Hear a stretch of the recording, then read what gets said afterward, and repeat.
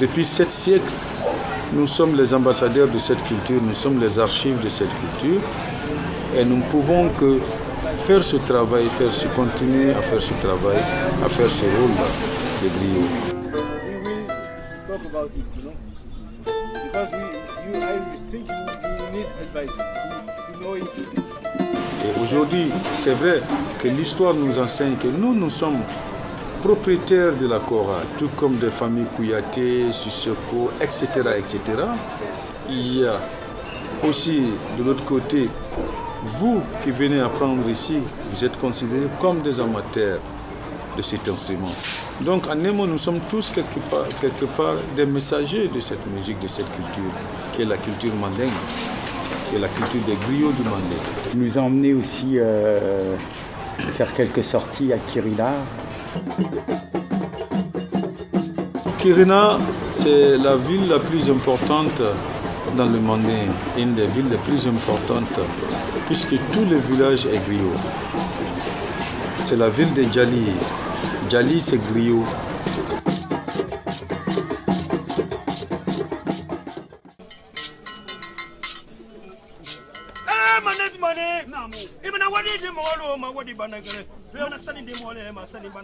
On est griot, mais on ne devient pas griot. Alors si ceux qui ne sont pas griots viennent apprendre l'instrument des griots, je pense que l'une des choses les plus importantes, c'est de les amener dans ce gros village des griots, qui est Kirina, pour rencontrer le chef du village, pour rencontrer la population de Kirina, et avoir la bénédiction du village, des ancêtres, pour ce rôle que vous êtes en train de faire. Et ensuite visiter notamment le centre de musique qui se trouve à Kirina, qui fait une collaboration de Play for Change.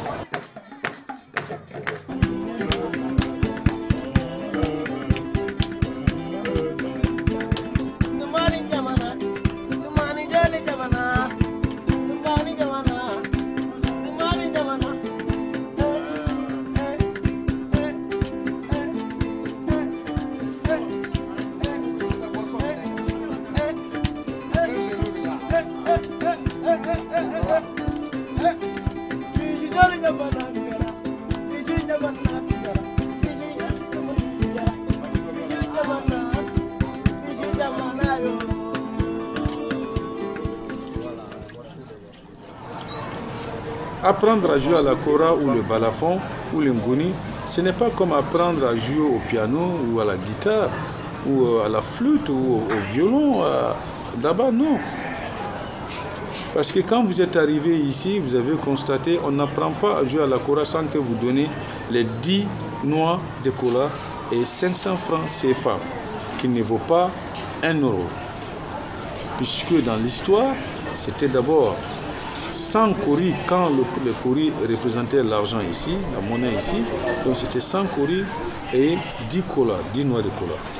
Maintenant, il y a le franc CFA, donc on a changé, mais en respectant, tout en respectant la tradition, l'initiation.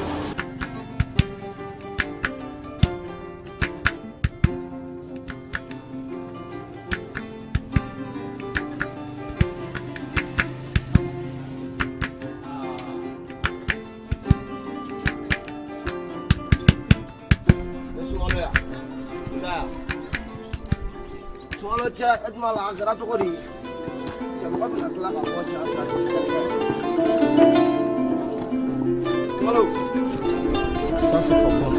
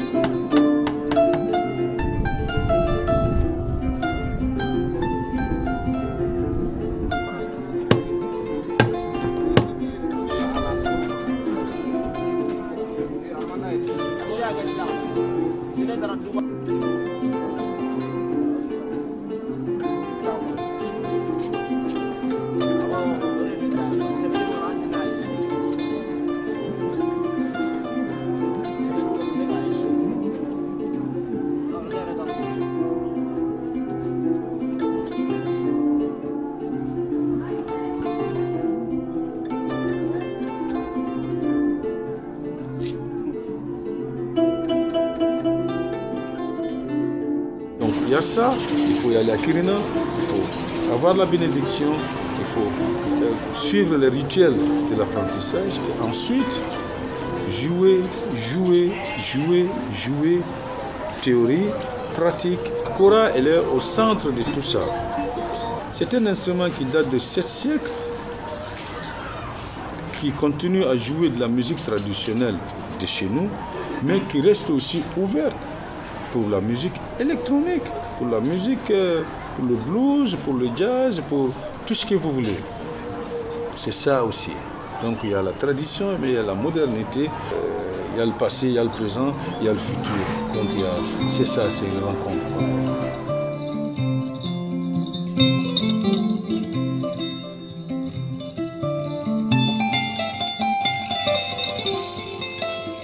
La kora, elle est unique. J'appelle toujours la kora le passeport, la carte d'identité de la culture mandingue.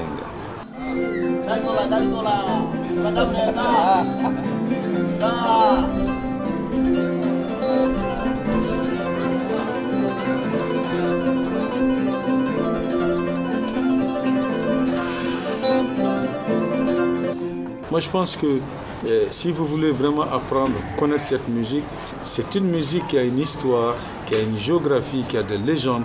Je pense qu'il faudrait venir apprendre cette musique à la source.